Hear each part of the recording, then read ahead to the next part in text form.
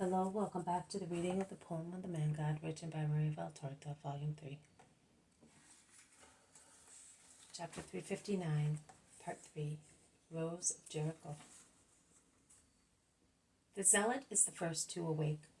He sees Jesus near the fire in the pleasantly warm grotto, and from the pile of wood, which there is hardly anything left, he understands that many hours have gone by. He gets up from his straw bed and approaches the Master on tiptoe. Master, are you not going to sleep? I will watch. It is dawn, Simon. I was out there a little while ago and I saw that the sky is beginning to grow light. Why did you not call us? You are tired too. Oh, Simon, I needed to think and to pray so much. And he leans his head on the apostle's chest. The zealot, standing close to the Master, who is sat, caresses him and sighs. He asks, to think of what, Master? There is no need for you to think, as you know everything. I need not think of what I have to say, but I must think of what I have to do.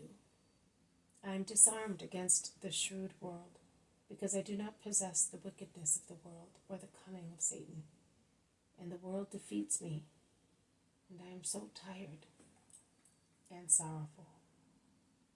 And we help in increasing your grief, dear Master, whom we do not deserve. Forgive me and my companions, I ask you, on behalf of everybody. I love you so much. I suffer so much. Why do you not understand me so often? Their whispering awakes John, who is closest to them. He opens his blue eyes, looks around in amazement. He then remembers and gets up at once. And he comes behind the two who are talking. He hears Jesus' words. Your love and your understanding would be quite enough to make all hatred and misunderstanding become a mere trifle, which I could easily bear. Instead, you do not understand, and that is my first torment, and a very heavy one. But it is not your fault. You are men. You will regret not having understood me when you can no longer make amends. And as you will then expiate your present superficiality, meanness, and dullness, I forgive you, and I say before time, Father, forgive them, because they know not, because they do not know what they are doing or the grief they are causing me. John slides forward onto his knees. He embraces the knees of his grieved Jesus and is on the point of bursting into tears when he whispers, Oh, my Master. The zealot on whose chest Jesus' head is still resting bends to kiss his hair, saying, And yet we love you so much. Well, we would expect in you the ability to defend yourself and us and to triumph. It disheartens us to see that you are a man, subject to men, to the inclemency of the weather, to misery, to wickedness, to the needs of life. We are foolish, but it is so. As far as we are concerned, you are the King, the triumphant God. We fail to understand your sublime self-abnegation to all that, for our sake, because you only are capable of loving. We are not. Yes, Master, Simon is right. We cannot love as God loves, as you do, and we mistake for weakness what is infinite goodness and infinite love, and we take advantage of it. Increase our love. Increase your love, and as you are its source, let it overflow, as rivers are now overflowing. Soak us in it, sate us with it, like the meadows along the valley. No wisdom, no worth or austerity is required to be perfect as you want us. To be perfect as you want us. Love is sufficient, Lord. And I confess also on behalf of everybody that we do not know how to love. You, the two who understand more, are accusing yourselves. You are humility, but humility is love. Only a screen prevents the others from being like you, and I will demolish it, because I am King, Victor, and God forever. But now I am the man. My forehead is already weighed under the torture of my crown. It has always been a torturing crown to be the man. Thank you, my friends.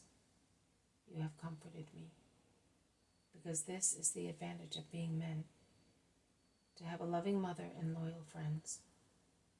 Let us call your companions. It is no longer raining. Our mantles are dry and our bodies well rested. You may eat, and then let us go. He raises his voice slowly until the words, "Let us go," become a definite order. They all get up and regret having slept all the time while Jesus was watching. They tidy themselves. They have something to eat, take their mantles, put out the fire, and go out on the damp path and begin to descend down to the mule track that follows the hillside and is not a quagmire because of its steepness. The light is still dim because the sky is overcast and there is no sunshine, but it is sufficient to see. Andrew and the two sons of Alphaeus are ahead of them all. At a certain moment they stop. They look and run back. There is a woman. She seems to be dead. She bars the way. Oh, what a nuisance. It's a bad start. What shall we do now? We will have to purify ourselves. It is the first grumbling of the day. Let us go and see whether she is dead, says Thomas to Judas Iscariot. I'm certainly not going, replies the Iscariot. I will come with you, Tom, says the zealot, and he goes ahead. They approach her, then bend, and Thomas runs back shouting, She was probably murdered, says James of Zebedee. Or she died with cold, replies Philip. But Thomas joins them and shouts, She has on the torn garment of lepers. And he is so frightened that he seems to have seen the devil. But is she dead? They ask him. Who knows? I ran away. The zealot stands up and comes at once towards Jesus. He says, Master, a leper sister. I do not know whether she is dead. I do not think so. Her heart seems to be beating. Did you touch her? Shout many of them, moving away. Yes, I did. I'm not afraid of leprosy since I have been with Jesus. And I feel sorry for her because I know what it is to be a leper. Perhaps the poor woman has been struck because her head is bleeding. Perhaps she came down here looking for food.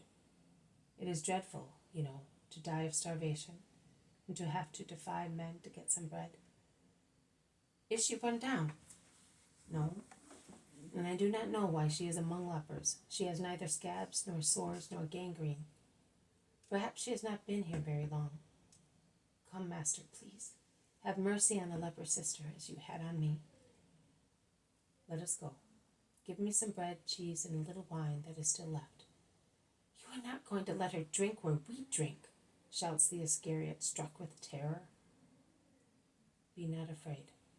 She will drink from my hand. Come, Simon. They go. But curiosity spurs the others to follow them. Without being annoyed at the water on the foliage, and that drops on their heads from the shaken branches, and without minding the soaking moss, they climb up the hillside to see whether, without being near the woman, and they see Jesus bend, take her by her armpits, and make her sit against a rock. Her head hangs as if she were dead.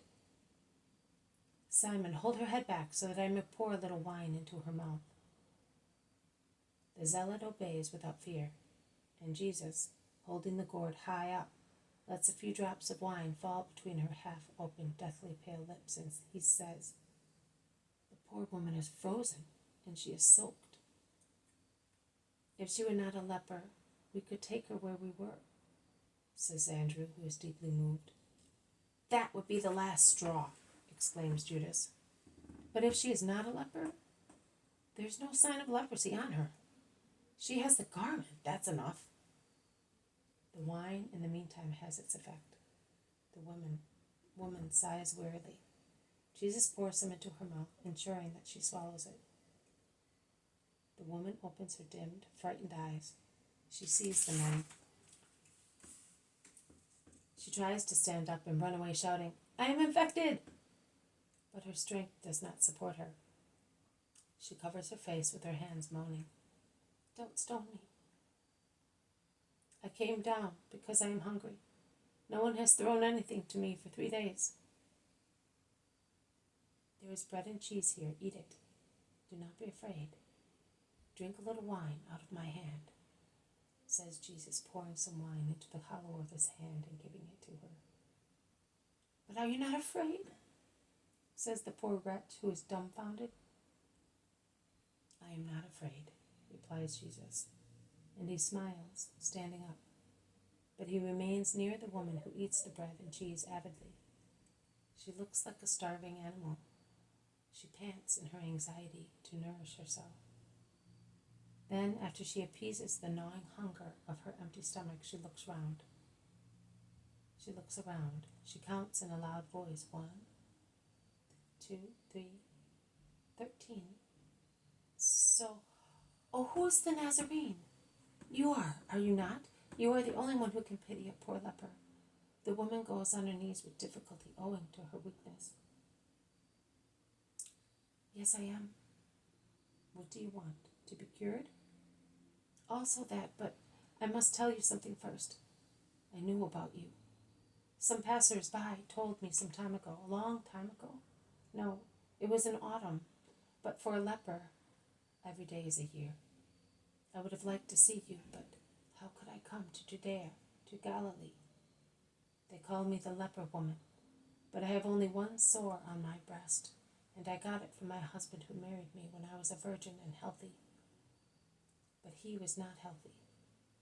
But he is a mighty one and can do anything, even saying that I had betrayed him as I was ill when I married him. He thus repudiated me to take another woman with whom he had fallen in love. He denounced me as a leper, and I wanted to exculpate myself. I was pelted with stones. Was that fair, Lord? Yesterday evening a man passed through Beth Jabok, saying that you were coming and that he was going to drive you away. I was there. I came down as far as the houses because I was hungry. I would have rummaged among dunghills to find something to eat. I, who was once the lady, would have tried to snatch some sour chicken feed from poultry." This has been a reading from the poem of the Man God, written by Maria Valtorta, Volume 3. Chapter 359, Part 3, Rose of Jericho. Thank you for listening. I will see you tomorrow. May God bless you, and may peace be with you.